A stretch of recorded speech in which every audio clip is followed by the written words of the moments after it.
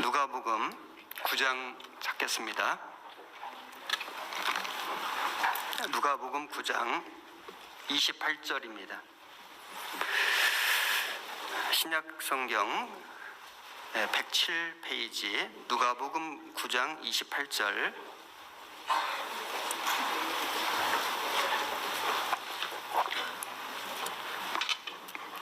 제가 몇 절 읽겠습니다. 이 말씀을 하신 후 8일쯤 되어 예수께서 베드로와 요한과 야고보를 데리시고 기도하시러 산에 올라가사 기도하실 때에 용모가 변화되고 그 옷이 휘어져 광채가 나더라. 문득 두 사람이 예수와 함께 말하니 이는 모세와 엘리야라. 영광 중에 나타나서 장차 예수께서 예루살렘에서 별세하실 것을 말씀할세 베드로와 및 함께 있는 자들이 고나여 졸다가 아주 깨어 예수의 영광과 및 함께 선 두 사람을 보더니 두 사람이 떠날 때에 베드로가 예수께 여짜오되 주여 우리가 여기 있는 것이 좋사오니 우리가 초막 셋을 짓되 하나는 주를 위하여 하나는 모세를 위하여 하나는 엘리야를 위하여 하사이다 하되 자기 하는 말을 자기도 알지 못하더라. 이 말할 즈음에 구름이 와서 저희를 덮는지라. 구름 속으로 들어갈 때에 저희가 무서워하더니 구름 속에서 소리가 나서 가로되 이는 나의 아들 곧 택함을 받은 자니 너희는 저의 말을 들으라 하고 소리가 그침에 오직 예수만 보이시더라. 제자들이 잠잠하여 그 본 것을 무엇이든지 그때는 아무에게도 이르지 아니하니라. 36절까지 읽었습니다. 여기 이 본문 앞에 27절을 보시면은 27절에 내가 참으로 너에게 이르노니 여기 섰는 사람 중에 죽기 전에 하나님의 나라를 볼 자들도 있느니라. 예수님께서 여기 있는 사람 중에 그 세 명의 제자입니다. 베드로, 야고보, 요한 이 세 사람 중에 죽기 전에 하나님의 나라를 볼 자들도 있느니라. 이 하나님의 나라를 본다는 것은 이 변화산상에서 예수님의 변화되신 모습을 보는 것을 말씀하신 것입니다. 예수님께서 12제자 중에 특별히 3명의 제자를 더 많이 데리고 다니셨습니다. 더 많은 걸 보여주셨습니다. 여기 산에 올라가서 기도하실 때 용모가 변화되고 옷이 휘어져 광채가 나더라.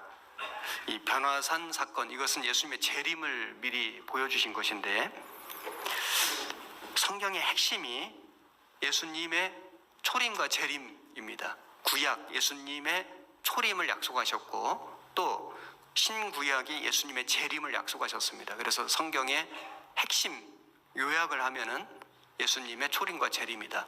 그리고 여기 31절에 영광 중에 나타나서 장차 예수께서 예루살렘에서 별세하실 것을 말씀하셨어요. 여기 별세, 세상을 떠난다 이런 뜻이죠. 그래서 예수님이 초림하셔서 죽으셔야 되고 죽으심으로 우리 죄를 대속하셨고 그리고 재림, 다시 오셔서 그 예수님을 믿는 성도들을 데리고 가시는 겁니다. 그래서 예수님이 이 세상에 오셔서 떠나셔야만 됐고 죽으셔야만 됐고 그래서 대속을 이루셨고 그 예수님을 믿는 사람들도 예수님이 다시 오실 때 이 세상을 떠납니다. 이 육신, 이 장막집을 떠나는 겁니다. 별세, 세상을 떠난다. 그래서 이 별세라는 이 헬라어가 엑소도스인데 영어로는 엑서더스죠. 그래서 출발이다 이런 뜻입니다. 출발, 떠난다 이런 뜻이거든요. 우리 출애굽기에 영어 제목이 엑소더스죠. 출발이다. 그래서 애굽에서의 출발, 그 속박에서의 떠남, 탈출 이런 의미입니다. 그래서 오늘 말씀의 주제는 별세입니다. 우리 어머니가 소천하시는 모습을 가까이 보면서 이 별세라고 하는 이 말씀이 생각이 났고 그래서 오늘 말씀의 주제로 선택해 보았습니다. 예수님께서 12제자 중에 특별히 3명의 제자 베드로, 야고보, 요한 28절에 보면은 이 말씀을 하신 후 8일쯤 되어 예수께서 베드로와 요한과 야고보를 데리시고 기도하시러 산에 올라가사 그래서 3명의 제자만 데리고 가셨습니다.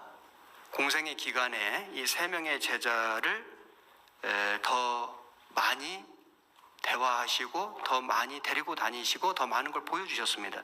회당장 야이로의 딸을 살릴 때도 이 3사람을 대동했고, 그리고 변화산 사건도 그랬고, 겟세마네 동산에서 마지막 기도 올리실 때도 이 3사람의 제자를 동행했습니다. 이 3사람의 제자는 예수님과 많은 시간을 보냈고 예수님이 많은 걸 보여주셨으므로 많은 걸 배웠습니다. 그래서 그들은 초대교회의 기둥 같은 일꾼이 되었다. 그래서 갈라디아서 2장에 보면은 기둥같이 여기는 야고보와 게바와 요한, 이 게바가 베드로죠. 그래서 베드로, 야고보, 요한, 이 3사람은 수제자라고도 하고 초대교회 기둥 같은 역할을 했습니다. 지금도 주님을 더 가까이 하는 사람, 주님과 더 많은 시간을 보내는 사람, 그 사람에게 주님은 더 많은 것을 보여주신다. 더 많은 것을 가르쳐 주신다. 그리고 그 사람을 주님이 더 귀하게 사용해 주신다. 특별히 어떤 사람을 주님께서 정해놓으신 게 아니고요. 천국은 침노하는 자의 것이기 때문에 누구든지 원하는 사람에게 그 자격을, 그 직분을, 그 영광을 주시는 겁니다. 그래서 우리가 특별히 더 주님을 가까이 하고 주님과 더 많은 시간을 보내고, 그리고 주님의 그 뜻을 이루기를 간절히 원한다면은 주님은 더 많은 것을 가르쳐 주시고 보여주실 것이다. 귀하게 사용해 주실 것입니다. 여기 28절 다시 보시면은 이 말씀을 하신 후 8일쯤 되어 예수께서 베드로와 요한과 야고보를 내리시고 기도하시러 산에 올라가사, 여기 산에 올라가사, 마태복음 5장에 보면은 산상수훈이라는 게 나오는데, 그 산 위에서 가르쳐 주신 8복, 8가지 복을 말씀해 주셨다. 사실 그 산은 큰 산이 아닙니다. 높은 산이 아닙니다. 낮은 언덕이었다. 그런데 여기 이 변화산 사건, 예수님의 그 재림을 미리 보여주신 이 변화산, 이 산이 어딘지는 정확히 모릅니다.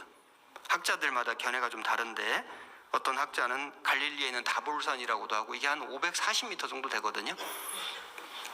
그리고 어떤 학자들은 헐몬산이다. 북쪽에 있는 이 헐몬산은 한 2700m 정도 됩니다. 아주 높은 산이죠. 그래서 어느 산인지는 정확치 않지만은 그러나 높은 산이다 걸 알 수 있습니다. 기도하시러 산에 올라가서 산상수훈, 언덕에서 가르쳐 주셨는데, 그리고 점점 더 높은 산으로, 큰 산으로, 그래서 예수님의 재림을 미리 보여주셨다. 베드로, 야고보, 요한, 이 3사람은 주님과 함께 동행했고 주님과 함께 높은 산에 올라갔기 때문에 예수님의 재림의 그 모습, 그 예고편이죠. 그걸 볼 수 있었던 겁니다. 지금도 예수님과 많은 시간을 보내고 또 예수님을 가까이 하고 예수님과 동행하고 예수님과 함께 높은 산에 오르는 사람에게 주님이 놀라운 것을 보여주신다. 높은 산에 올라간다는 건 무슨 뜻일까요? 고난이거든요. 산에 오른다. 고난, 고생, 고통입니다. 그런데 그것을 감수하고 그 주님과 함께 고난받기를 자처할 때 눈을 열어주시고, 이 영안이라고 하죠. 영적인 눈을 열어주시고, 그리고 이 세상에 보지 못하는, 세상 사람들이 보지 못하는, 또 그리스도인들 중에서도 그 높은 산에 오르기를 싫어하는 사람들이 보지 못하는 놀라운 것, 비밀스러운 것을 지금도 보여주고 계신다고 할 수 있습니다. 아가서를 보면은 우리 신앙이 어떻게 전진, 어떻게 진보하는지를 알 수 있는데, 처음에는 평탄한 길이거든요.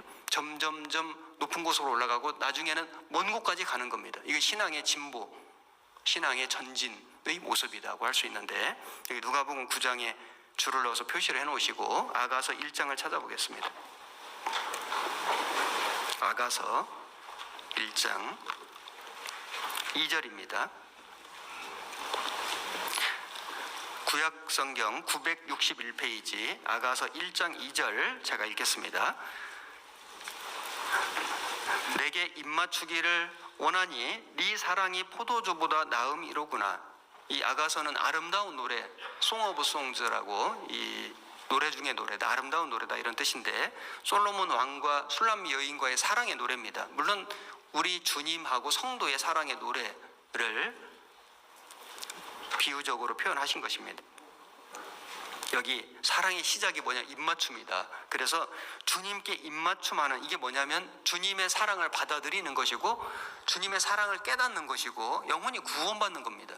입맞춤으로 시작한다. 내게 입맞추기를 원하니 네 사랑이, 신랑의 사랑이 포도주보다 나음이로구나, 이렇게 노래하는 겁니다.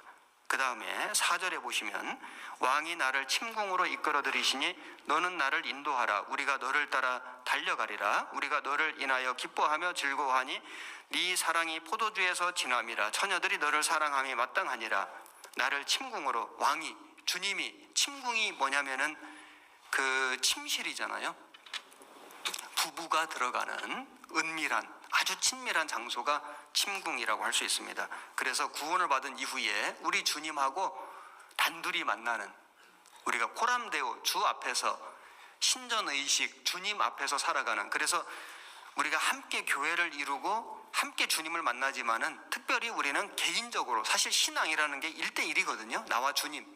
그래서 항상 우리는 주님 앞에 서고 그리고 은밀하게, 친밀하게 주님을 만나는, 그것이 신앙의 가장 기본입니다. 침궁으로 이끌어 들이시니 너는 나를 인도하라. 우리가 너를 인하여 기뻐하며 즐거워하며 네 사랑이 포도주에서 진함이라. 그래서 구원을 받고 이후에 우리가 주님의 사랑을 계속 깨달아가고 그리고 또 주님과 더 친밀한 관계가 되고, 그래서 우리가 신앙생활을 하면 할수록 더 주님하고 가까워지는 겁니다. 부부가 결혼을 해서 살면 살수록 가까워져야 되거든요. 그게 정상입니다. 그게 올바른 모습이거든요. 그래서 더 그 사랑이 깊어지는 것이 사랑의 진전이라고 할 수 있습니다. 아가서 2장 4절 보시면 그가 나를 인도하여 잔치집에 들어갔으니 그 사랑이 내 위에 기로구나. 그 다음 잔치집입니다. 잔치집은 다 같이 모여서 즐겁게 노래하고 그리고 먹고 즐기는 곳이 잔치입니다. 신앙생활을 이제 구원을 받고 주님과 친밀한 관계가 되고 그리고 함께 모여서 하나님의 말씀으로 우리가 풍성한 교제를 누리는 교회 생활, 신앙생활이죠. 그래서 우리도 지금 여기서 잔치를 벌이고 있는 겁니다. 우리가 모이면 잔치거든요. 주일 잔치, 구역 잔치, 조 잔치, 모두의 모두 잔치, 잔치하는 겁니다. 그리고 또 신앙의 진전이 아가서 2장 10절입니다. 나의 사랑하는 자가 내게 말하여 이르기를 나의 사랑 나의 어여쁜 자야 일어나서 함께 가자. 겨울도 지나고 비도 그쳤고 지면에는 꽃이 피고 새의 노래할 때가 이르렀는데 반구의 소리가 우리 땅에 들리는구나. 무화과 나무에는 푸른 열매가 익었고 포도나무는 꽃이 피어 향기를 토하는구나. 나의 사랑 나의 어여쁜 자야 일어나서 함께 가자. 자, 겨울도 지나고 우리가 구원받기 전은 겨울입니다. 이제 지났습니다. 보라 이제 새것이 되었도다. 그래서 이제 겨울도 지나고 비도 그치고 꽃이 피고 새의 노래할 때가 이르렀는데, 그래서 우리 주님이 이제 구원받은 이후에 새 사람이 된 우리와 함께 동행하기를 원하신다. 그래서 나의 사랑 나의 어여쁜 자야 일어나서 함께 가자. 주님은 우리와 함께 가기를 원하십니다. 주님과 함께 가려면 먼저 일어나야 돼요. 이 세상에 우리가 이렇게 마음 붙이고 살았지 않습니까? 영적 안전뱅이처럼. 요한복음에 그 미문에서 구걸하던 사람이 베드로 요한을 만나가지고 은과 금은 내게 없거니와 내게 있는 것으로 네게 주노니 일어나라, 걸어라. 그래서 그가 안전뱅이로 살다가 일어나서 걷고 뛰고 하나님을 찬미했다. 우리의 삶이죠. 그리고 4장 7절입니다. 4장 7절 나의 사랑 너는 순전히 어여뻐서 아무 흠이 없구나. 나의 신부야 너는 레바논에서부터 나와 함께하고 레바논에서부터 나와 함께 가자. 아마나와 스닐과 헤르몬 꼭대기에서 사자굴과 표범산에서 내려다 보아라. 여기 이제는 입맞춤에서 시작해서 침궁으로 들어가고 잔치집을 지나서 이제는 동행하고 그 다음에는 높은 산에 올라가는 겁니다. 아마나와 스닐과 헤르몬 꼭대기에 올라가려면 올라가야 되잖아요. 올라가는 과정 속에는 사자굴도 있고 표범도 있는 겁니다. 위험한 것도 있고 두려운 것도 있고 고난도 있고 시련도 있습니다. 그걸 이겨내고 꼭대기에 올라갔을 때 산에서 내려다 보아라. 그래서 그 신앙의 그 고난과 시련을 잘 통과해서 높은 곳으로 올라가는 사람은 많은 것을 보게 된다. 넓은 시야와 안목을 갖게 된다고 할 수 있습니다. 그래서 다른 사람이 볼 수 없는 것을 보게 되고, 다른 사람이 느낄 수 없는 걸 느끼게 되고, 다른 사람이 말할 수 없는 걸 말하게 되는 겁니다. 왜냐하면 그게 그냥 된 게 아니고 높은 산에 올라갔기 때문입니다. 고난과 시련을 통과했기 때문이다. 많은 어려움과 위험을 감수하고 주님과 함께 동행했기 때문에, 그래서 많은 것이 보이는 겁니다. 다른 사람의 영혼도 보이고 그 운명도 보이고, 그게 보여야 되거든요. 그래야 기도가 되고 그래야 도울 수 있거든요. 그리고 주님이 어떻게 그 사람을 인도하시는지, 어떻게 교회를 이끌어 가시는지 그걸 보는 거예요. 그게 보이는 거예요. 그걸 봐야 됩니다. 볼 수 있습니다.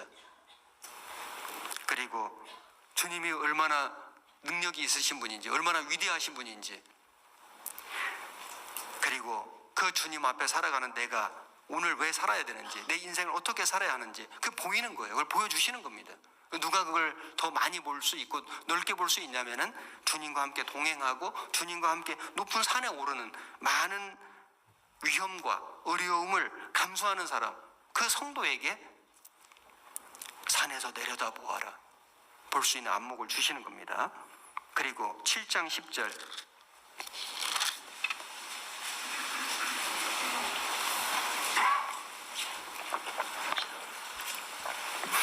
나는 나의 사랑하는 자에게 속하였구나. 그가 나를 사모하는구나. 나의 사랑하는 자야, 우리가 함께 들로 가서 동네에서 유숙하자. 우리가 일찍이 일어나서 포도원으로 가서 포도움이 돋았는지 꽃술이 퍼졌는지 석류꽃이 피었는지 보자. 거기서 내가 나의 사랑을 네게 주리라. 이제는 먼 길도 가는 겁니다. 들로 가서, 들은 멀리 있지 않습니까? 들로 가서 동네에서 유숙하자. 일찍이 일어나서 부지런하게 살고 포도원으로 가서 일도 하고, 그래서 포도움이 돋았는지 꽃술이 퍼졌는지 석류꽃이 피었는지 보자. 거기서 나의 사랑을 네게 주리라.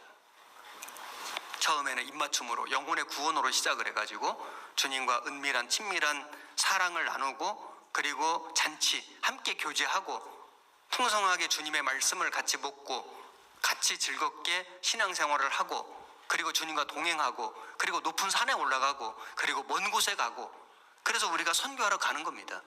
해외에 지금 1000여 개가 넘는 교회가 있는데 선교사들이 갔지 않습니까? 우리는 내가 못 가면 보내고, 그 보내는 일에 함께 참여하고 관심을 갖고 기도하고 후원하고, 그리고 할 수 있으면 나도 가고 선교팀에 합류하고 같이 가고 가는 겁니다. 멀리까지. 그리고 일을 하는 거예요. 들로 가서 유숙하자. 포도원으로 가서 어떤 열매가 맺었는지 그걸 보자. 그것을 위해서 같이 수고하는 겁니다. 그래서 이것이 우리 신앙의 진전이다, 신앙이 진보되는 모습이라고 할 수 있습니다. 팔복을 말씀하신 산은 아주 언덕, 작은 언덕이었는데, 그런데 변화산 사건, 주님의 재림을 먼저 예고편으로 보여주신 그 변화산 사건이 있었던 그 산은 높은 산이었다. 세 사람의 사도를 주님이 동행해서 그들에게 특별히 보여주신 겁니다. 더 많은 것을 보여주신 거예요. 더 귀하게 쓰시려고. 그들은 동행했기 때문에, 그 높은 산에 올라갔기 때문에 그 주님이 변화되는 그 놀라운 것을 보게 됐고, 주님의 재림의 모형을 그들은 깨닫게 된 것입니다. 누가복음 9장 본문 다시 보시겠습니다. 30절, 누가복음 9장 30절. 문득 두 사람이 예수와 함께 말하니 이는 모세와 엘리야라. 영광 중에 나타나서 장차 예수께서 예루살렘에서 별세하실 것을 말씀하셨어요. 여기 예수와 함께 말하니, 누가? 두 사람이. 그래서 예수님 두 사람. 이 두 사람 누구냐면은 모세와 엘리야라. 모세 엘리야. 모세는 1500년 전 사람이고 예수님 당시예로부터, 엘리야도 승천하신 선지자죠. 그런데 그 모세와 엘리야가 예수님과 함께 대화하는 걸 보게 되는 겁니다. 자, 이 모세와 엘리야는 어떤 의미가 있냐면, 우선 이 모세와 엘리야는 구약 성경을 대표하는 사람이다. 모세는 율법의 대표이고 엘리야는 선지자의 대표입니다. 율법과 선지자, 이 구약 성경이죠.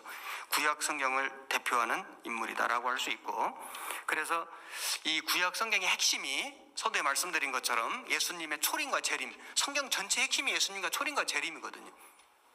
가장 핵심이 예수님이고, 그 예수님이 왜 오셨는가, 언제 오셨는가, 왜 오셨는가, 그리고 초림하셔서 무슨 일을 하셨는가, 그 예수님이 나와 무슨 상관이 있는가, 이게 핵심이고, 그리고 예수님의 재림, 다시 오시는 예수님, 우리를 데리러 오시는 예수님, 세상을 심판하러 오시는 예수님, 이게 성경의 핵심이죠. 그 핵심을 요약해 주시고 전해 주신 것이 이 율법 모세, 그리고 선지자 엘리야. 이 모세와 엘리야는 율법과 선지자 이 대표라고 할 수 있습니다. 누가복음 24장을 보겠습니다. 누가복음 24장 25절.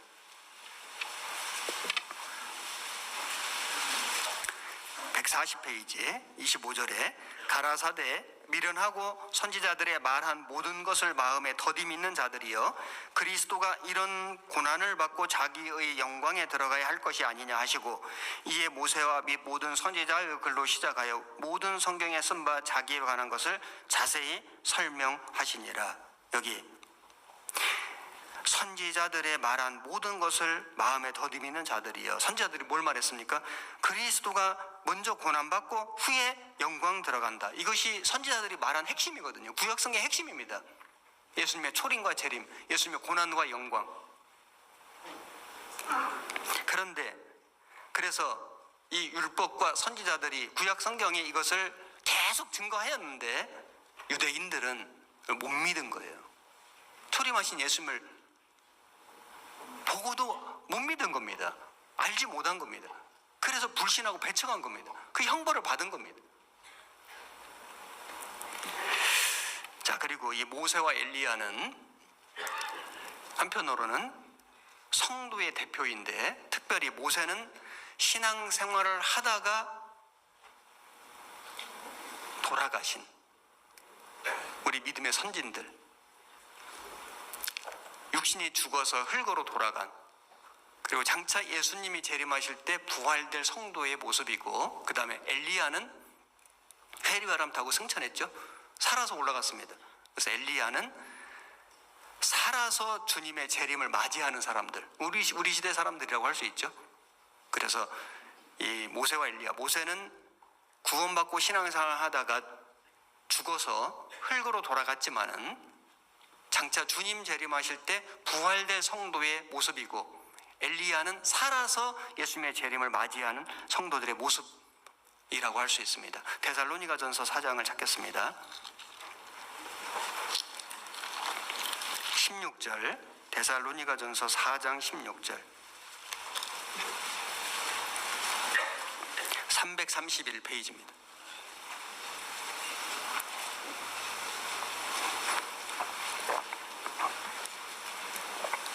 주께서 호령과 천사장의 소리와 하나님의 나팔로 친히 하늘로 조차 강림하시리니, 공중재림이죠. 그리스도 안에서 죽은 자들이 먼저 일어나고, 구원받고 신앙생활 하시다가 돌아가신 분들, 우리 믿음의 선진들, 선배들, 우리 어르신들, 돌아가신 분들, 죽은 자들이 먼저 일어나고, 그래서 그 육신은 흙으로 돌아갔고 영은 낙원에 있는데 그 흙으로 돌아간 그 육신이, 육체가 부활되고, 그래서 영과 결합되어서 하나님 나라에 가고, 그리고 그 후에 우리 살아남은 자도 저희와 함께 구름 속으로 끌어올려, 살아남은 우리죠. 마지막 시대에 살아가는 우리 성도들, 살아남은 자도 저희와 함께 구름 속으로 끌어올려, 휴거죠. 공중에서 주를 영접하게 하시리니 그래야 우리가 항상 주와 함께 있어야 돼요. 그러므로 이 여러 말로 서로 위로하라. 이거보다 더 큰 위로가 어디 있겠습니까? 신앙생활 하시다가 먼저 주님 품에 가신 분들을 우리가 만납니다. 우리 살아서 신앙생활 하고 있는 우리도 주님 재림하실 때 공중으로 끌어올려 휴거되어서 주님을 만납니다. 다 같이 만날 겁니다. 이 여러 말로 서로 위로하라. 모세와 엘리야는 율법과 선지자의 대표가 되고, 또한 이 모세와 엘리야는 성도의 모습이 된다. 그래서 구원받고 돌아가신 성도의 모습 모세, 그리고 살아서 주님 재림하실 때 휴거될 성도의 모습 엘리야, 이 모습을 보여주는 것입니다. 베드로 후서 1장도 찾겠습니다. 베드로 후서 1장 16절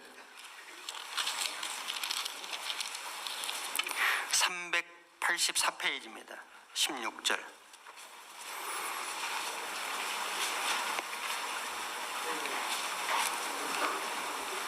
제가 읽겠습니다. 우리 주 예수 그리스도의 능력과 강림하심을 너에게 알게 한 것이 공교히 만든 이야기를 좇은 것이 아니요 우리는 그의 크신 위엄을 친히 본 자라. 지극히 큰 영광 중에서 이러한 소리가 그에게 나기를 이는 내 사랑하는 아들이요 내 기뻐하는 자라 하실 때에 저가 하나님 아버지께 존귀와 영광을 받으셨느니라. 이 소리는 우리가 저와 함께 거룩한 산에 있을 때 하늘로서 나옴을 들은 것이라. 또 우리에게 더 확실한 예언이 있어 어두운 데 비추는 등불과 같으니 날이 새어 샛별이 너희 마음에 떠오르기까지 너희가 이것을 주의하는 것이 가하니라. 자, 여기 이 변화산 사건을 말씀하는 겁니다. 변화산 사건에서 소리가 있었는데 이는 내 사랑하는 아들이요 기뻐하는 자라. 예수님에 대한 말씀이죠. 마태복음에 또 마가복음에 누가복음에 오늘 누가복음 9장 우리 본문에 이 말씀이 나옵니다. 그래서 이는 내 사랑하는 아들이요 기뻐하는 자라 하실 때에 저가 하나님 아버지께 존귀와 영광을 받으셨느니라. 자, 예수님의 재림의 모습의 예고편을 보여주신 겁니다. 그리고 18절에 이 소리는 우리가 저와 함께 거룩한 산에 변화산입니다. 있을 때 하늘로서 나옴을 들은 것이라. 또 우리에게 더 확실한 예언이 있어. 여기 더 확실한 예언. 변화산에서 예수님이 변화되신 모습보다도 더 확실한 예언이 있다. 그것이 어두운 데 비치는 등불과 같은데 날이 새어 샛별이 너희 마음에 떠오르기까지 이것을 주의하는 것이 옳으니라. 태양이 떠오르기 전에 샛별이 떠오르거든요. 샛별이 떠오른다는 것은 곧 태양이 떠오른다는 신호이죠. 주님이 재림하시는데 그 주님이 재림하시기 전에 보여지는 징조들이 샛별들이라고 할 수 있습니다. 그래서 여기 날이 새어 샛별이 너희 마음에 떠오르기까지 너희가 이것을 주의하는 것이 가하니라.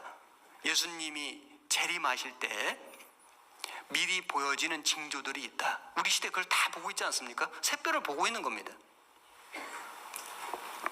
그래서 예수님을 따르던 수제자들 베드로, 야고보, 요한 그 세 사람이 예수님과 동행해서 변화산에 올라갔고 예수님이 변화되는 모습을 직접 봤습니다. 그 모습은 예수님 재림의 예고편이고, 우리 영화 보면은 예고편이 먼저 나오지 않습니까? 그 예고편이고, 예고편. 그거보다 더 확실한 예언이 있는데 그것은 예수님 재림의 징조가 보이는 거다. 우리는 그 징조를 다 보는 사람들입니다. 그 변화산에서 그 예수님의 변화되신 그 모습을 봤을 때 사도들이 얼마나 놀라웠겠습니까? 더 마음속에 믿음이 확실해졌지 않겠습니까? 그런데 그거보다도 더 확실한 예언이 뭐냐면 우리 시대의 샛별처럼 보이는 예수님 재림의 징조들이다. 그걸 우리는 보고 있습니다. 그래서 그 샛별이 너희 마음에 떠오르기까지 너희가 이것을 주의하는 것이 가하니라. 우리 주님이 얼마나 가까이 오셨는지, 우리가 어떤 마음으로 어떤 모습으로 그 재림하시는 주님을 만나야 할 것인지 이걸 우리가 깊이 생각하고 그리고 주의하고 그리고 준비하고 살아야 할 것입니다. 누가복음 9장 본문 다시 보시겠습니다. 31절에 9장 31절 30절부터 읽겠습니다.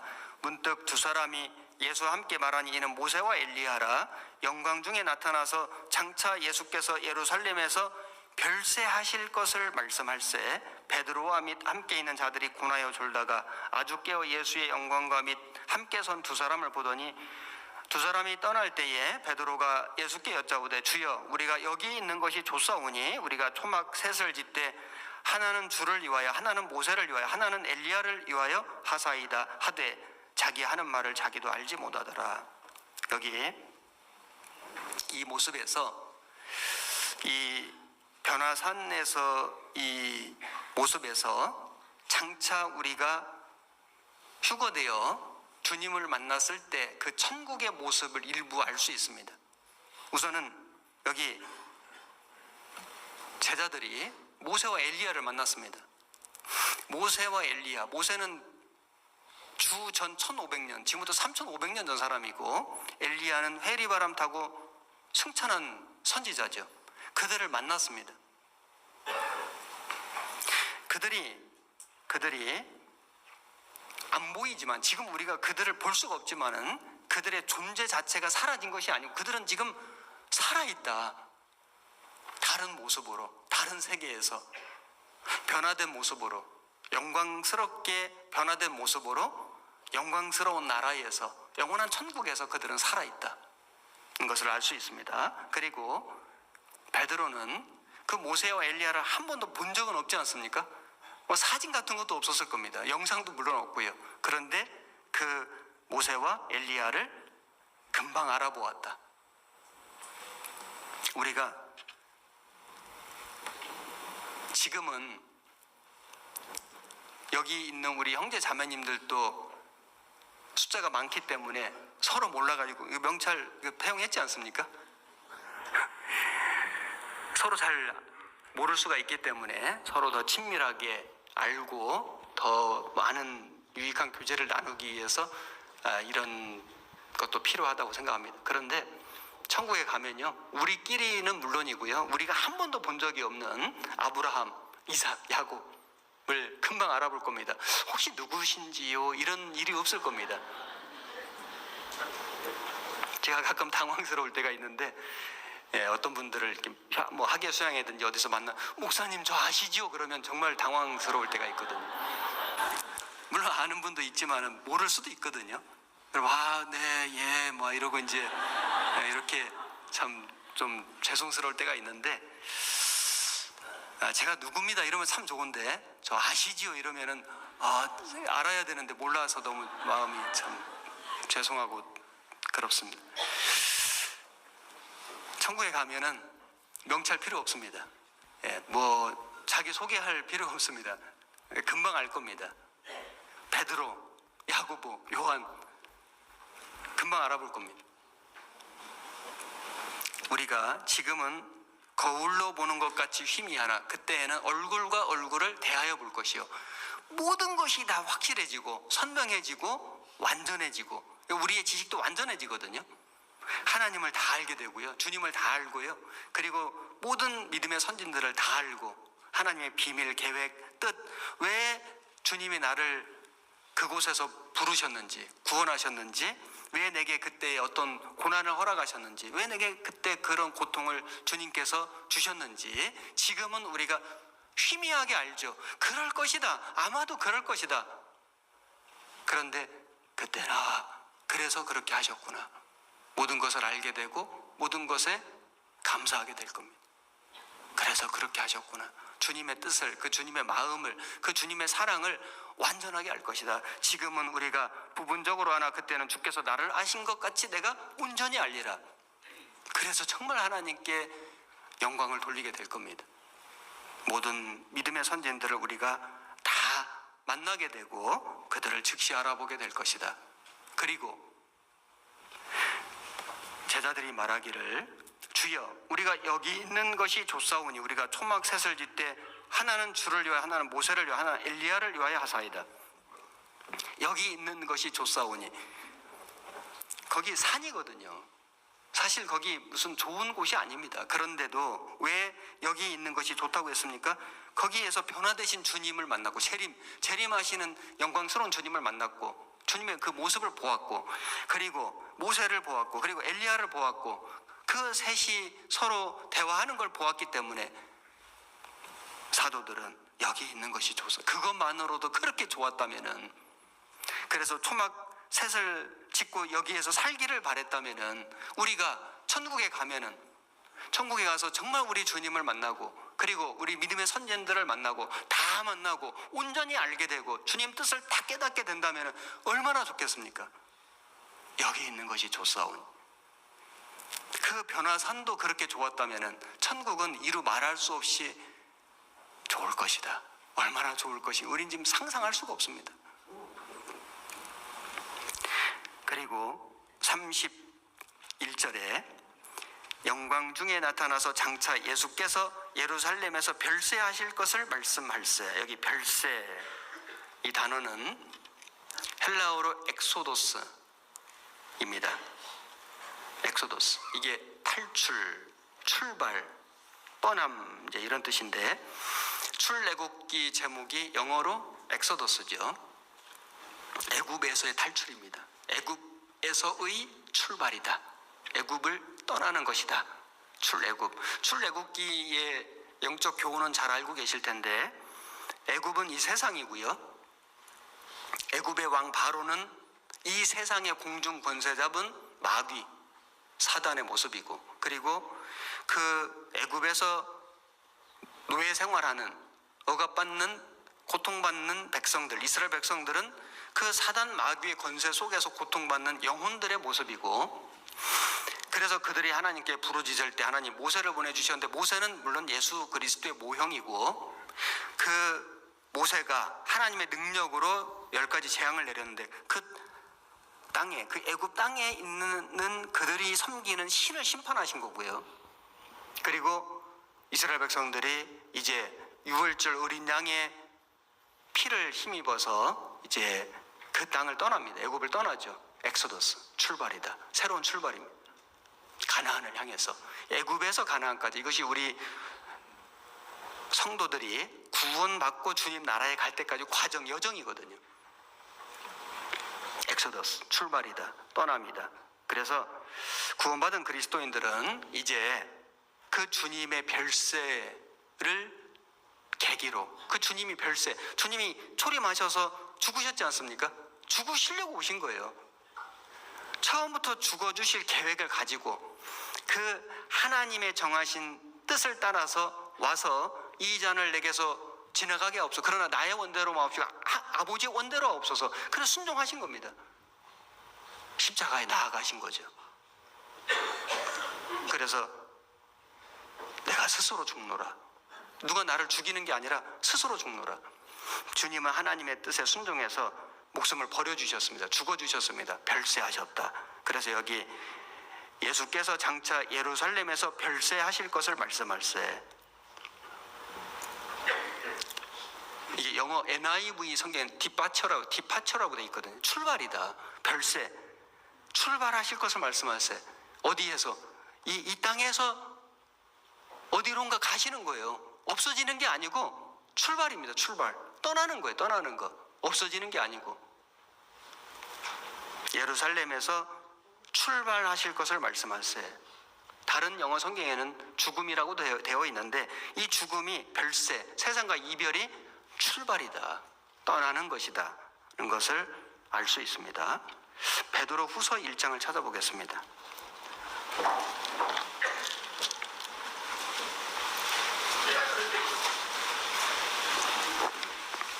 1장 15절, 384페이지. 내가 힘써 너희로 하여금 나의 떠난 후에라도 필요할 때는 이런 것을 생각나게 하려 하노라. 여기 베드로 사도가 나의 떠난 후에라도 필요할 때는, 이 떠난이라는 헬라어 단어가 엑소도스거든요. 내가 죽은 이후에라도 필요할 때는 이런 것을 생각나게 하려 하노라. 이 죽음을 떠남이라고, 출발이라고 엑소도스라고 이렇게 표현한 겁니다. 그래서 이 단어를 생각해 보면은 죽음은 없어지는 게 아니고요, 소멸되는 게 아니고요, 그 존재가 사라지는 게 아니고 떠나는 것이다. 이 세상을 떠나는 것이고 육신의 장막을 떠나는 것이다 라는 것을 분명히 알 수 있습니다. 고린도후서 5장을 찾아보겠습니다. 고린도후서 5장 1절, 신약성경 290페이지입니다.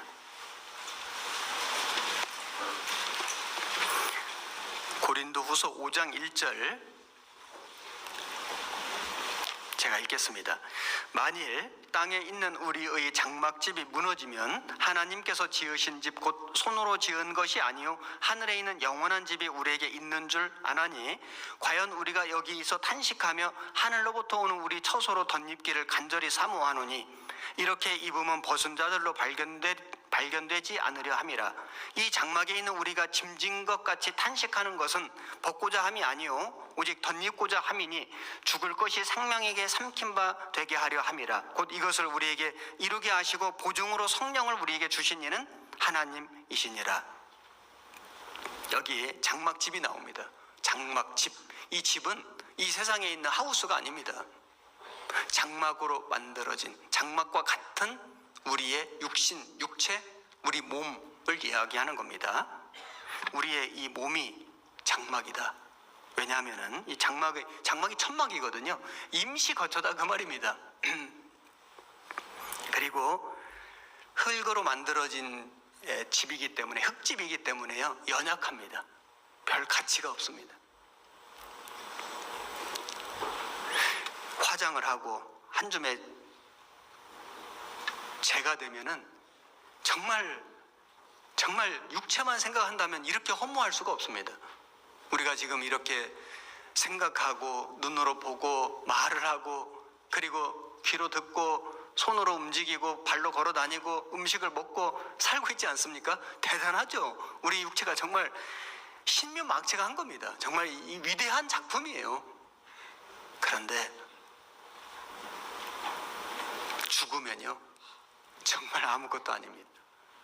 그냥 한 줌의 재입니다. 우리가 육체뿐이라면, 우리 인생이 정말 이 몸이 전부라면 그렇게 허무하고 허망할 수가 없습니다.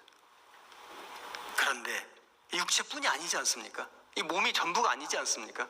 여기 장막집이 무너지면 한번 무너집니다. 무너지도록 설계되어 있습니다. 무너지면 하나님께서 지으신 집, 곧 손으로 지은 것이 아니오 하늘에 있는 영원한 집이 우리에게 있는 줄 아는, 이 하늘에 있는 영원한 집, 물론 천국이라고 말할 수도 있지만 사실 엄연히 말하면은 우리의 신령한 집, 영혼입니다. 영혼, 육체가 아닌 영혼. 그래서 부활된 영혼, 부활된 우리의 온전한 집, 이것이 여기 영원한 집, 신령한 집입니다. 하늘에 있는 영원한 집이 우리에게 있는 줄 아나니 과연 우리가 여기서 탄식하며 하늘로부터 오는 우리 처소로 덧입기를 간절히 사모하노니. 자, 우리는 무엇을 사모하는가? 구원받은 그리스도인들은요, 이 육신이, 이 몸이 잘 먹고 잘 살고 잘 누리고 장수하고 이걸 사모하는 게 아니고요, 우리 구원받은 그리스도인들은 이 육체는 장막집이고 한 번은 무너진다, 이건 허무하고 허망한 거다, 여기다가 소망을 두는 게 아니고요, 우리가 장차 주님 오실 때에 변화되는 몸, 신령한 몸, 영광스러운 몸, 영원히 사는 몸, 그걸 우리는 사모하는 거예요. 그래서 하늘에 있는 영원한 집이 우리에게 있는 줄 아나니 이것을 우리에게 이루게 하시고 보증으로 성령을 우리에게 주시니는 하나님이신, 보증, 성령님이 보증해 주시는 겁니다. 우리가 비싼 물건 사면 보증서가 있지 않습니까? 성령님이 보증해 주시는 겁니다. 영원한 몸, 신령한 몸, 영광스러운 몸을 입게 해주겠다, 이걸 성령님이 보증해 주시는 거예요. 그래서 우리는 믿을 수 있고, 그래서 우리는 안심할 수 있고, 그래서 우리는 기뻐할 수 있습니다. 죽음마저도. 새가 두 번 나죠. 알로 나고, 알로 한번 태어나지 않습니까? 그 다음에 그 알을 깨고 다시 태어납니다. 거듭나죠.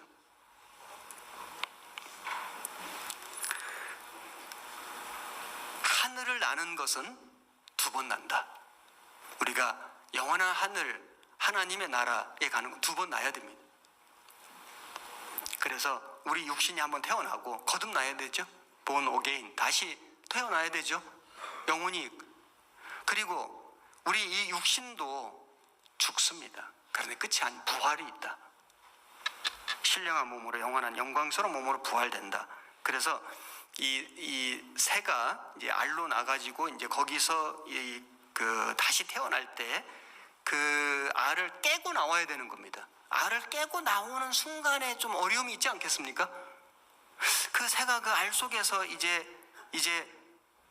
밖으로 나올 때 그 알을 깨고 나오는, 어떤 어미들은 그 알을 깨줍니다.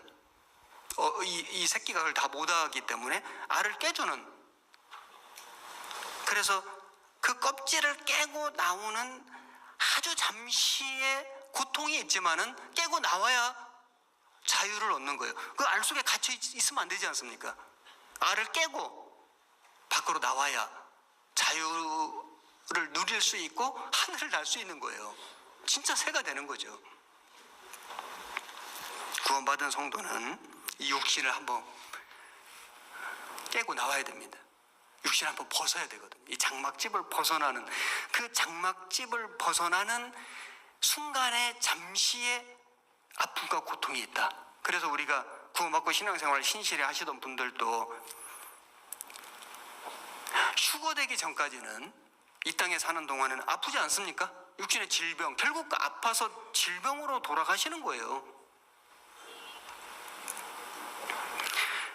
초대교회 당시에 순교하신 분들, 순교하신 우리 믿음의 선진들, 그들도 죽는 순간에 아픔이 있었습니다. 그리고 신실하게 살았지만은 나이를 먹고 병이 들고 결국 죽음을 건너가신 분들이 다 그렇게 돌아가셨습니다. 그렇지 않습니까? 그 육신을 벗는, 그 육신의 장막집을 벗어나는, 마치 새가 알을 깨고 그 껍질을 깨고 나오는 순간이 있는 것처럼 우리가 이 육신을 벗어나는 잠시의 고난과 고통이 있습니다. 저는 저희 장모님의 임종을 제가 지켜보지는 못했습니다.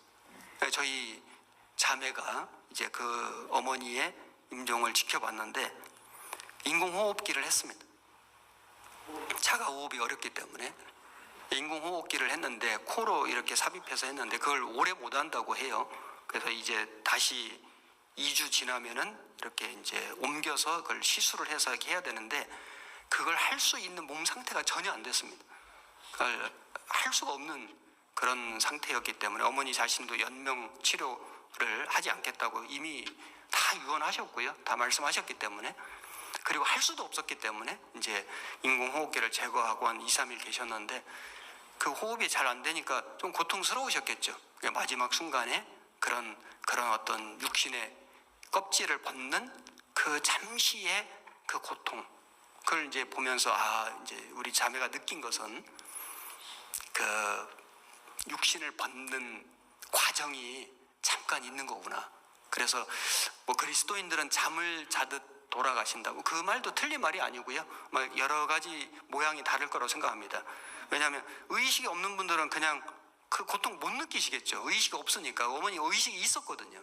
마지막 순간까지도 의식이 있었기 때문에. 의식이 없으면 고통 자체를 못 느끼니까 뭐 잠을 자듯 주무시듯 돌아가실 수도 있겠지만은 의식 자체가 있으니까 그걸 이제 고통을 느끼실 수 있는데, 그건 잠시 마치 알이 껍질을 깨고 그 새가 나오듯이 고치가 그 애벌레가 고치가 되고 고치가 나비가 될 때 그 껍질을 벗는 것 영상으로 많이 보셨죠? 그 껍질을 벗겨내는 그 잠시의 고통이 있었지 않았겠습니까? 장막집이 무너지면.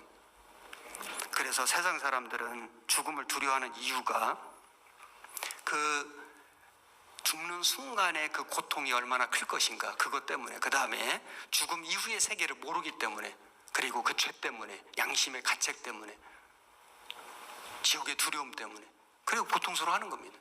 구원받은 그리스도인은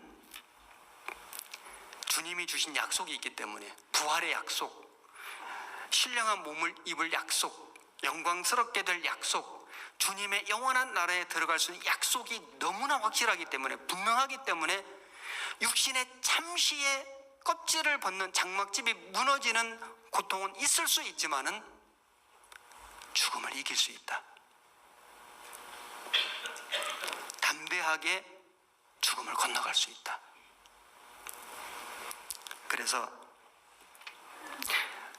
우리가 마지막 시대에 살고 있기 때문에 우리 주님의 재림을 우리는 목격할 것이고, 그러면 우리는 죽음을 경험하지 않고 우리는 살아서 엘리야처럼 승천, 휴거 될 겁니다. 그러나 혹시 그렇지 않다 하더라도 우리가 먼저 주님 오시기 전에 이 땅을 떠나는 일이 있다 하더라도 그리스도인들은 두려워할 이유가 없다. 왜냐하면 영원한 집이 있고 영광스러운 몸을 입고 영원한 나라에 갈 것이 확실하기 때문에, 성령님이 그것을 보증해 주시기 때문에 우리는 두려워할 이유가 없고 실제로 두려워하지 않습니다. 고통이 있는 것뿐이지, 약간의, 그것도 사람마다 의식이 있을 때 그 고통을 느낄 수는 있으나 두려움은 없다. 오히려 소망이 확실해진다 라고 말씀드릴 수 있습니다. 베드로 사도는 성경 찾으려고 하셨죠. 베드로 사도는 어떻게 죽을 것을 예수님이 말씀하셨습니다. 찾아보겠습니다. 요한복음 21장.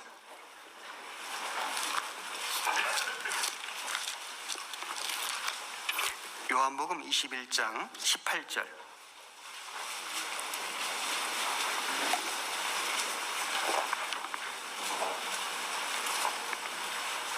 185페이지 18절. 내가 진실로 네게 이르노니 젊어서는 네가 스스로 띠띠고 원하는 곳으로 다녔거니와 늙어서는 네 팔을 벌리리니 남이 네게 띠띠우고 원치 아니하는 곳으로 데려가리라.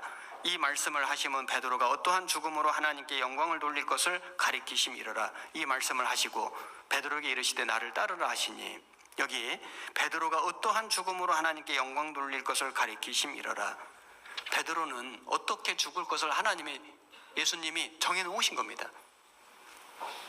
사실 우리도 마찬가지입니다. 사도 바울도 이렇게 말했습니다. 디모데후서 4장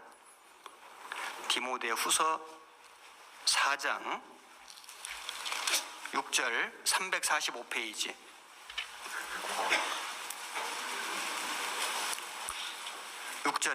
관제와 같이 벌써 내가 부음이 되고 나의 떠날 기약이 가까웠도다. 내가 선한 싸움을 싸우고 나의 달려갈 길을 마치고 믿음을 지켰으니 이제 후로는 나를 위하여 의의 면류관이 예비되었으므로 주 곧 의로우신 재판장이 그날에 내게 주실 것이니 내게만 아니라 주의 나타나심을 사모하는 모든 자에게니라. 내가 선한 싸움을 싸우고 나의 달려갈 길을 마치고, 달려갈 길, 코스가 있는 겁니다. 사실 우리가 구원을 받을 때 주님이 내가 달려갈 인생의 길, 인생의 코스를 사실은 정해놓으신 거예요. 그럼 우리가 그 길을, 그 코스를 어떻게 알 수 있냐? 순종해서 살면은 그 코스를 알게 됩니다. 사실은 내가 어떻게 죽을 것도 다 아십니다. 운명론을 얘기하는 게 아니고요. 주님 아십니다. 주님이 인도하십니다. 그래서 우리가 두려워할 이유가 없는 것이, 주님이 우리 구원받은 각 사람의 달려갈 길을 마련해 놓으셨고 인도해 가신다. 사도 바울은 로마에 가서 목 잘려 죽는, 순교하는 그것이 코스였습니다. 코스의 마지막 관문이 순교였거든요. 그래서 나의 달려갈 길을 마치고 그러나 끝까지 믿음을 지켰다. 이제 의의 면류관이 예비되었다. 이렇게 찬양했습니다. 별세, 세상을 이별한다. 이게 슬픔이 아닙니다. 이게 끝이 아닙니다. 구원받은 그리스도인이 혹 별세, 이 세상을 떠난다 하더라도 그것은 이 죄 많은 세상, 참 이 눈물 많은 세상, 이 고통 많은 세상을 떠나는 기쁨입니다. 애굽을 떠날 때 얼마나 기뻤겠습니까? 그게 별세예요. 엑소더스. 그리고 이 육신, 정말 이 육신, 이 육신의 그 기질, 그 육신의 그 죄성, 이 육신이 얼마나 우리를 고통스럽게 하지 않습니까? 우리가 신앙생활을 하기 전에는 그렇다 치고 신앙생활을 하는 중에도 잘하면서도 끊임없이 이 육신이 나를 괴롭게 합니다. 나를 고통스럽게 합니다. 이 육신 속에 온갖 죄성이 계속 올라오지 않습니까? 죄의 기질이 나의 신앙을 회방하고 주님께 영광 돌리는 걸 방해하고, 그리고 자꾸 나를 세상으로 마귀 편으로 만들려고 끊임없는 유혹과 끊임없는 회방을 하는 게 육신인 겁니다.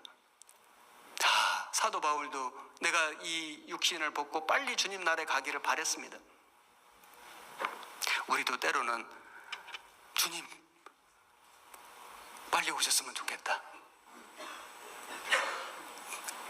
주님, 이 육신의 질병, 이 세상에서의 고난, 이 세상에서의 고통, 근심, 걱정, 모든 염려 다 벗어버리고 주님 나라에 갔으면 좋겠다. 그리고 이 끊임없는 이 죄성, 죄의 기질을 가진 이 몸을, 이 육신의 이 장막을 좀 제발 버리고 떠나서 정말 신령한 몸으로, 영광스러운 몸으로 변화되어서 주님 나라에 갔으면 좋겠다. 그런 생각 하시지 않습니까? 특별히 언제? 연세 많으신 분, 질병이 있는 분, 정말 그 고통이 있는 분, 고난이 많은 분, 마음속에 그런 근심 염려가 크신 분들은요 아마 그런 기도 많이 하실 겁니다. 저도 많이 했습니다. 지금도 물론 합니다. 주님 오셨으면 좋겠다. 제발 이 육신을 떠나서, 이 세상을 떠나서 주님 나라에 빨리 갔으면 좋겠다. 그것이 우리 성도의 사실은 소망입니다. 그러나 사도 바울도 말하기를 나를 잠시 이 땅에 남겨두신 것은 주님이 내게 맡겨주신 사명이 있기 때문에, 아직은 할 일이 남았기 때문에 남겨두신 거예요. 우리가 우리의 코스를 정할 수는 없죠. 주님이 정하신 코스대로 우리는 달려가는 겁니다. 이게 순종이거든요. 그러나 우리의 마음은, 우리의 신앙은 이 세상, 이 도성, 이 장망성이거든요. 이 장망성에 머무르지 않고 영원한 도성, 하나님의 나라를 사모하고 그 나라를 향해서 나아가야 한다. 히브리서를 찾아보겠습니다. 히브리서 13장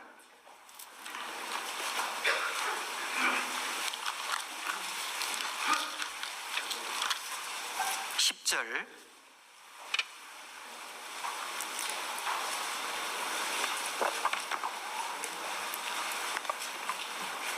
369페이지 10절입니다. 우리에게 제단이 있는데 그 위에 있는 제물은 장막에서 섬기는 자들이 이 제단에서 먹을 권이 없나니 이는 죄를 위한 짐승의 피는 대제사장이 가지고 성소에 들어가고 그 육체는 영문 밖에서 불사름이니라. 그러므로 예수도 자기 피로써 백성을 거룩케 하려고 성문 밖에서 고난을 받으셨느니라.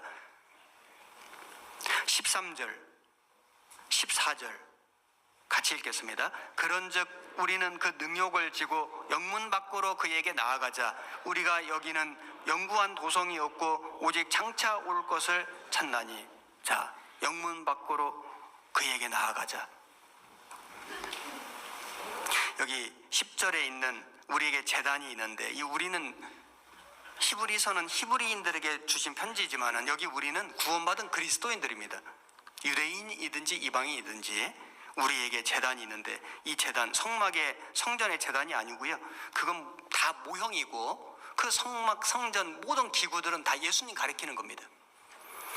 우리에게 제단이 있는데, 구원받은 그리스도인들에게 예수님이 계시는데, 여기 11절에 이는 죄를 위한 짐승의 피는 대제사장이 가지고 성소에 들어가고 그 육체는 영문 밖에서 불사름이니라.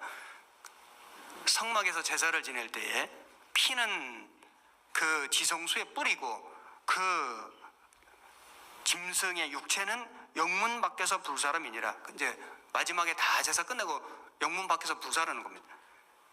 예수님도 자기 피로써 백성을 거룩케 하려고 성문 밖에서 고난을 받으셨네요. 예루살렘 성 밖에 골고다 언덕에 그 높은 곳에 십자가 위에 달리셔서 하늘과 땅 사이에 많은 백성들이 바라보는 그곳에서 고난을 받으셨습니다. 그 예수님 때문에 우리가 구원을 받았고, 이제 우리도 그 예수님 따라서 영문 밖으로 그에게 나아가자. 영문이 그 성문, 그 안전한 곳, 안락한 곳, 많은 것을 누리는 곳, 그게 성문 아니거든요. 이 세상의 도성. 지금 이 세상에 많은 도성들이 있습니다. 나라들이 있고 수도가 있고 많은 도성이 있지 않습니까? 고대에도 많은 성들이 있었습니다. 가인이 아벨을 죽이고 처음으로 쌓은 가인이 쌓은 성을 쌓은 거예요. 왜요? 안전하게 살려고, 외적의 침입을 막으려고, 편안하게 누리려고 성 쌓은 겁니다.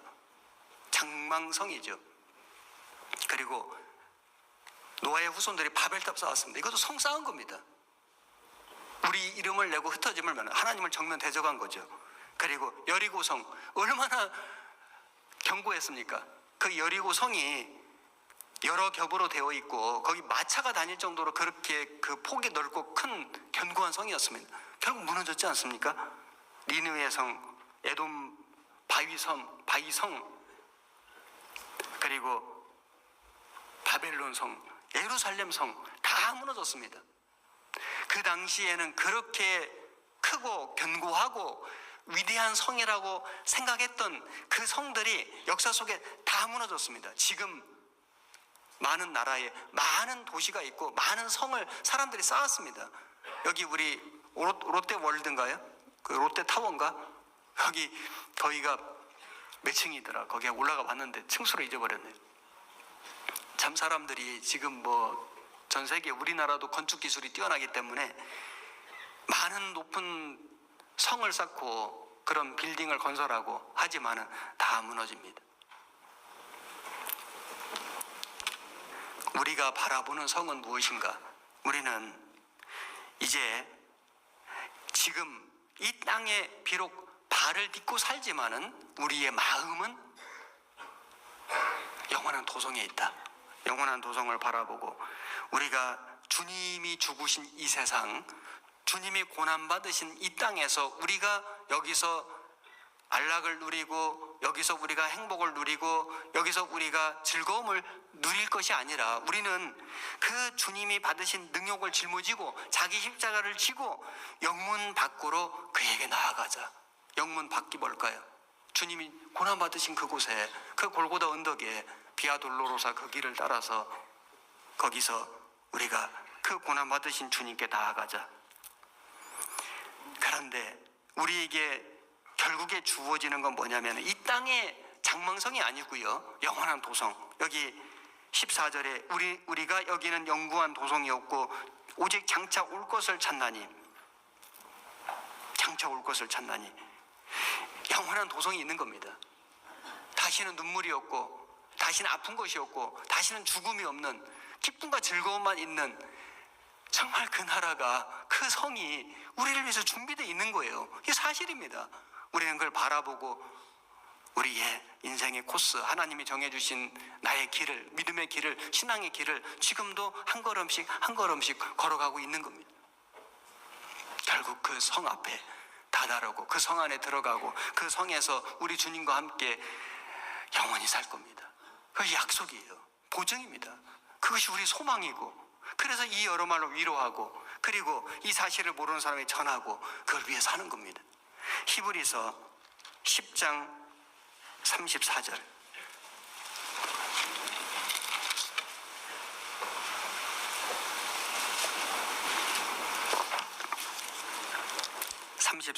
제가 읽겠습니다. 너희가 갇힌 자를 동정하고 너희 산업을 빼앗기는 것도 기쁘게 당한 것은 더 낮고 영구한 산업이 있는 줄 압니다. 더 낮고 영구한 산업이 있는 겁니다. 그리고 11장 9절.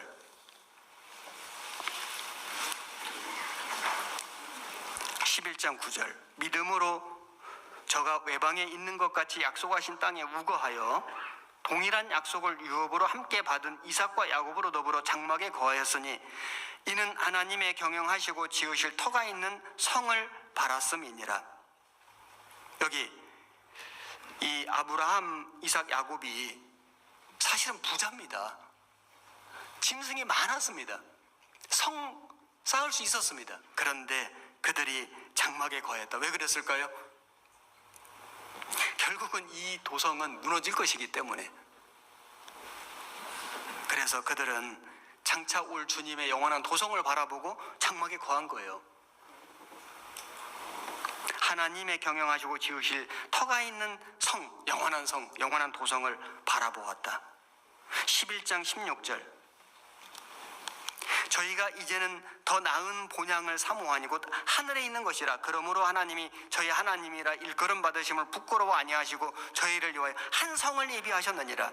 더 나은 본향, 이 육신에 태어난 고향도 있지만은 그거보다 더 나은 본향, 우리 영혼의 고향, 더 나은 성, 한 성을 예비하셨느니라. 12장 22절,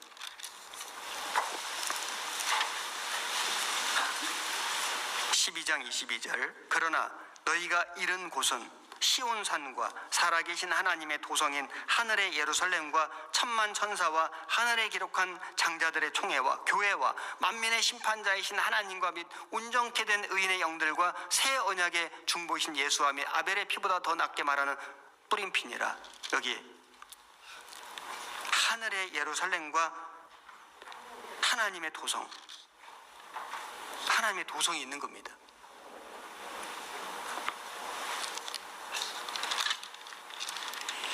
27절, 이 또 한 번이라 하심은 진동치 아니하는 것을 영종케 하기 위하여 진동할 것들 곧 만든 것들에 변동될 것을 나타내심이라. 그러므로 우리가 진동치 못할 나라를 받았은즉 은혜를 받자. 이로 말미암아 경건함과 두려움으로 하나님을 기쁘시게 섬길지니 우리 하나님은 소멸하는 불이심이니라. 여기 진동할 것들, 변동될 것, 이 세상의 모든 건 다 움직이는 거예요. 지진 나는 거 보셨죠? 지진 다 흔들리고 다 움직이고 다 무너지는 것들입니다. 이 세상의 모든 성, 문화, 문명, 물질 세계, 그리고 나라, 그리고 모든 건물들, 그리고 여러분들의 모든 것, 육신적인 것, 세상적인 것들, 내가 갖고 있는 모든 물질, 내가 이 땅에서 가지고 있던 데 모든 소유 다 진동될 겁니다. 진동될, 흔들리고 결국에는 다 무너질 것들 아닙니까? 그런데 여기 우리가 진동치 못할 나라를 받았은즉 결코 진동되지 않는, 흔들리지 않는, 무너지지 않는 영구한 도성이 있다. 진동치 못할 나라를 받았은즉 하나님의 나라입니다. 그러므로 우리가 은혜를 받자. 이로 말미암아 경건함과 두려움을 하나님을 기쁘시게 섬기자. 정말 그 진동치 않을 영원한 나라를 우리가 약속으로 받았다면은 하나님께 정말 영광 돌리고 하나님 뜻대로 살아야 하지 않겠습니까? 여기 어떤 분이 이런 시를 썼는데 제가 누군지는 모르겠습니다. 작별, 제가 읽어보겠습니다. 작별이 잦은 세상, 작별을 하며 사세. 작별이 잦은 시대에 작별을 해놓고 살아가세. 작별이 올 때 아쉬움이 없도록 작별을 해놓고 살아가세. 영원한 작별이 올 때 아쉬움이 없이 작별할 수 있도록 작별을 해놓고 살아가세. 하늘로 향한 작별이 올 때 미련 없이 갈 수 있도록 작별을 해놓고 살아가세. 작별이 없으면 만남의 기쁨이 없고 작별이 없으면 영원한 삶이 없네. 세상도 작별하고 사랑도 작별하고 나와도 작별을 하고 사세. 주님이 부르는 작별이 올 때 나를 더 머무르도록 애쓰지 마세. 작별이 올 때 웃으며 가도록 작별을 준비해놓고 살아가세. 별세, 세상을 떠나는 건 슬픈 일이 아닙니다. 세상을 떠나는 것은 결코 끝이 아닙니다. 그래서 우리는 구원을 받으신 우리 성도들, 구원받고 신앙생활을 신실히 하고 이 땅을 떠나시는 그분들의 별세를 보면서 우리는 하나님께 감사할 수 있고, 우리는 기뻐할 수 있고, 우리는 서로 위로할 수 있습니다.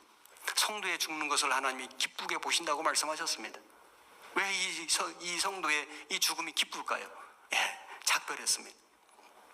이 세상을 작별하신 거예요. 별세, 디파처, 출발한 겁니다. 세상을 출발하고 이 육신의 껍질을 벗고 출발한 거예요. 주님의 나라로. 기쁜 일 아닙니까? 감사한 일 아닙니까? 사실은 찬양 불러야 됩니다.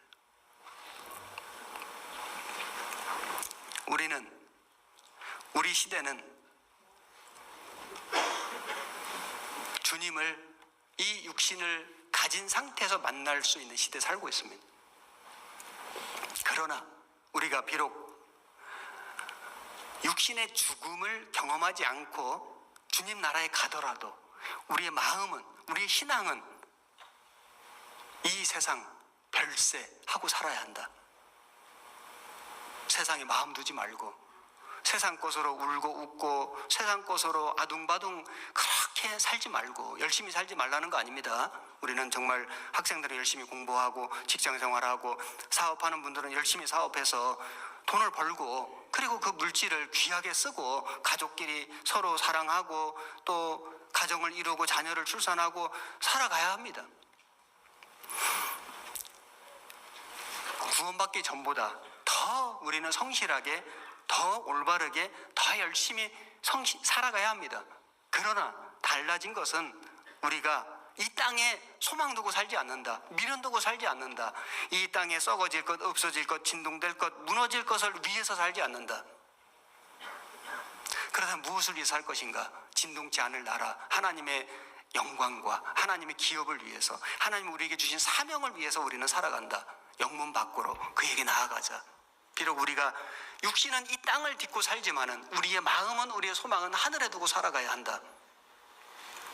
별세 육신을 떠나서 주님을 만나는 것도 참 좋지만은, 그러나 우리가 육신을 가지고 살더라도 우리의 마음과 우리의 신앙은 별세하고 살아가야 한다. 세상과 작별을 준비하고 살아가야 한다. 주님이 곧 오십니다. 정말 천사의 나팔 소리가 들릴 겁니다. 우리를 모을 겁니다. 정말 우리가 그토록 사모하던, 그토록 기다리던 그 주님의 나라에 진짜 들어가는 거예요. 그 순간이 있는 겁니다. 언제일지 모르지만 멀지 않았습니다. 잠깐 후면 오실 리가 오시리니, 오늘 밤일까요? 다음 달일까요? 3월일까요? 혹시 연말일까요? 모르겠습니다. 내년일까요? 모르겠습니다. 언제인지, 아니면 몇 년 후일까요? 모르겠지만은 멀지 않았습니다. 작별이 올 때 웃으며 가도록 작별을 준비해 놓고 살아가세요. 그래서 우리는 이 세상을 떠날 준비하고 나그네 행인입니다. 그리고 주님 만날 준비하고 살아가는 우리 형제 자매님들이 되셨으면 좋겠습니다. 기도하겠습니다. 하나님, 감사드립니다. 우리에게 산 소망을 허락해 주시고 그리고 우리 주님을 만날 날을 기다리며 살아갈 수 있게 해주신 것 감사드립니다. 우리 안산교회에 주님께서 보혈로 세워주셨고 지금까지 인도해 주셨습니다. 여기 머리 숙여 기도하는 우리 형제 자매님들 한 분 한 분 너무나도 귀하고 귀합니다. 우리 주님께서 그 성도들의 모든 마음, 형편, 사정을 다 알고 계십니다. 위로해 주시고 힘 주시고 용기 주셔서 우리 주님과 함께 동행하고 높은 산에도 올라가고 더 많은 것을 보고 또 더 많은 일을 할 수 있게 해 주시옵소서. 그리고 비록 우리가 육신은 이 땅을 딛고 살지만은 우리 마음은, 우리 신앙은 주님 나라를 사모하며 살아갈 수 있게 해 주시옵소서. 우리의 남은 얼마 안 되는 이 짧은 시간, 이 세월을 우리가 세월을 아끼고 주님의 일에 힘쓰다가 우리 주님 오실 때 기쁨으로 주님 맞이하게 해 주시옵소서. 우리의 남은 모든 삶을 주님의 능력의 손길에 온전히 의지하옵고 우리를 사랑하시는 우리 구주 예수님 이름으로 기도드렸습니다. 아멘.